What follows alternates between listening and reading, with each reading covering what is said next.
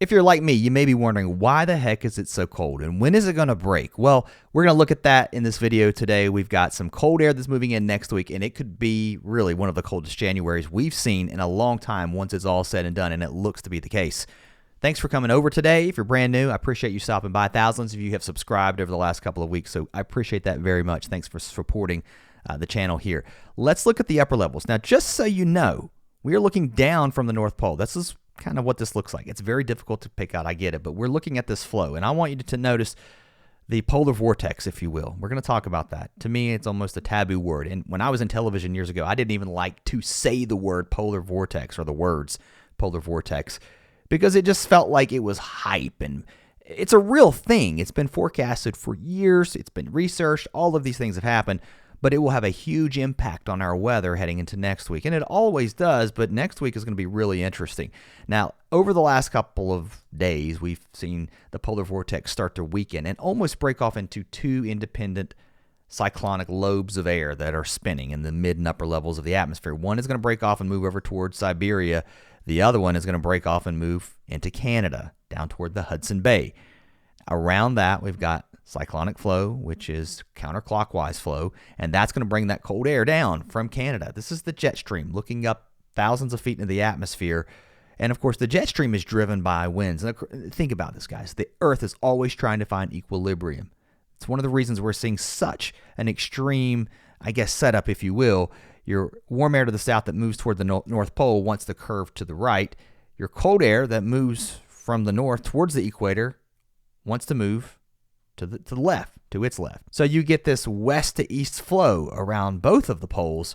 In the northern hemisphere, we get counterclockwise flow with cyclonic flow. I feel like I am either in my synoptic meteorology class or something like that. So let's go ahead and talk about what that means for you, and that means some cold air. And there it is, your polar vortex now setting over the Hudson Bay, dropping south, and around that, to me, is the most important part. It's the cold air that's just funneling in from the North Pole and Alaska. That will continue this week, and I think that's going to lead to some below normal temperatures.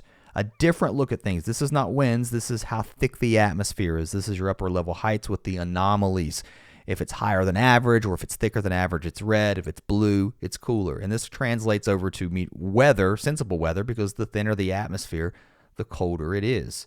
If the atmosphere is thick, it's pushing down, creates more compression and warming, generally speaking. Okay, we're talking about generals. And that's what we mean when we say we have a ridge building here in the upper level wave, and now your trough here and that cold air, those lower heights being evident here across the United States. You want to know why it's cold? That's why. It's the cold air funneling in from the Arctic. That's not rocket science, but this is the why behind it. In the upper levels, we have blocking across Greenland that is not letting this cold air just continue to swirl around the North Pole. It's displacing the polar vortex. It's dropping it here now, dropping it also over here into Siberia because of this blocking pattern, and that puts the cold air into the continental U.S. Until this changes, we stay cold. It looks like it will start to strengthen back, at least the polar vortex, and that blocking pattern starts to break down some over Alaska and Greenland. That would allow that cold air to strengthen, that polar jet to get a little bit more firm, and that locks that cold air up around the North Pole. But this is still a relatively cold pattern, in my view, heading into the end of the month. You've still got broad cyclonic flow, that's northwest flow, and around our low here. Some of the models continue to bring that back into Alaska, some ridging back here a little bit further to the west, and push some cold air here into Canada and the U.S. Pretty wild to see. This is a very cold winter in many areas. Temperatures on the way down this week. I just want to show you how cold we're talking about. Below zero from this line north. Not crazy cold, right? I mean, this is the winters you may have remembered from years past. We're definitely cold all the way to the south, with a chance of some snow, too, all along the Gulf Coast this week. And then we warm up some as we move toward the end of the week. Across the east, you'll feel these cold temperatures, too. Monday morning, a chilly one from the Ohio Valley into the Northeast and the Great Lakes, below zero. Lake effect snow will be going, which, by the way, with temperatures near or below zero, and it could be well below zero in some areas. I mean, really, really, really cold. And into the interior areas of the Northeast, it could be chilly. We're going to get some lake effect snow, and it could be significant in some areas. The unfrozen lakes, look at this.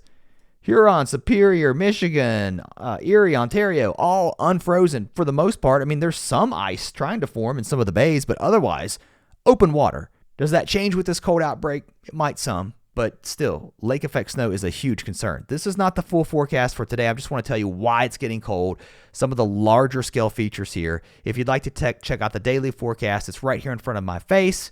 I do these types of videos all the time, a couple times a day. If you're a new viewer, come by, subscribe. I'll see you next time. And then if you want to check the video out, I'll see you right there.